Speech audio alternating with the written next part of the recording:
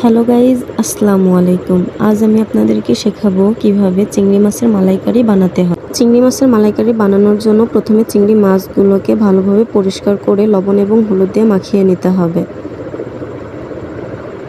মাখানো হয়ে গেলে কড়াইতে কিছুটা সয়াবিন তেল দিয়ে তাতে চিংড়ি মাছগুলো এক এক করে দিয়ে দিতে হবে।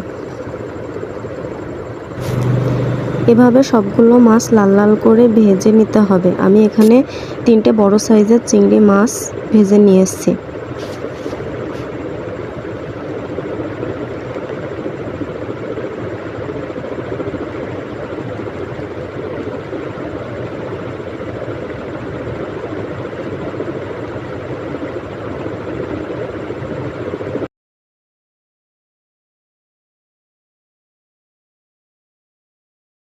একইভাবে চিংড়ি মাছের পাগুলোকেও আমরা লাল লাল করে ভেজে তুলে নিব।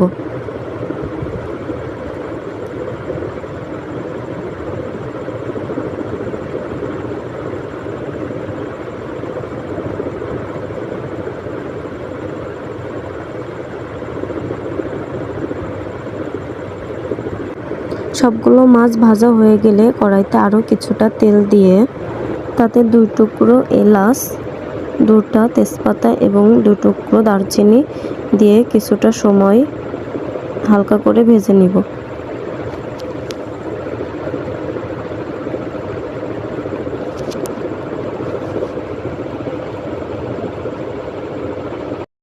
এরপর আগে থেকে বেটে রাখা আদা, রসুন এবং পেঁয়াজের পেস্ট দিয়ে নেড়ে নিব।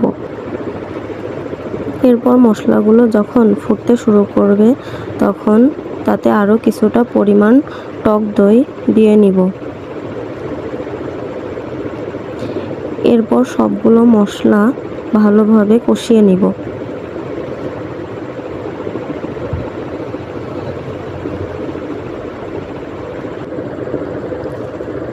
কষানো হয়ে গেলে তাতে আগে থেকে বেটে রাখা নারকেল দুধ দিয়ে নিব।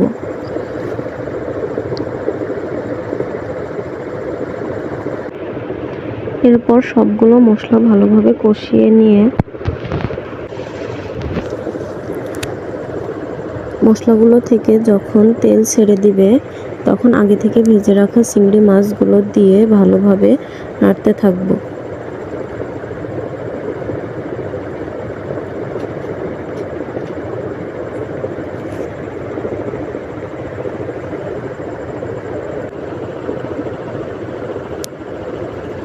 এরপর মাছগুলো সুন্দরভাবে কষিয়ে নিয়ে তাতে আরও কিছুটা পরিমাণ পানি দিয়ে অল্প কিছু সময় রান্না করে নিলেই তৈরি হয়ে গেল আজকের চিংড়ি মাছের মালাইকারি।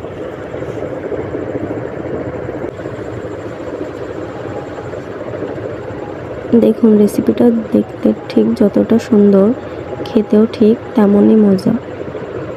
এমন সহজ সহজ রেসিপির জন্য ফলো দিয়ে আমাদের পাশেই থাকুন।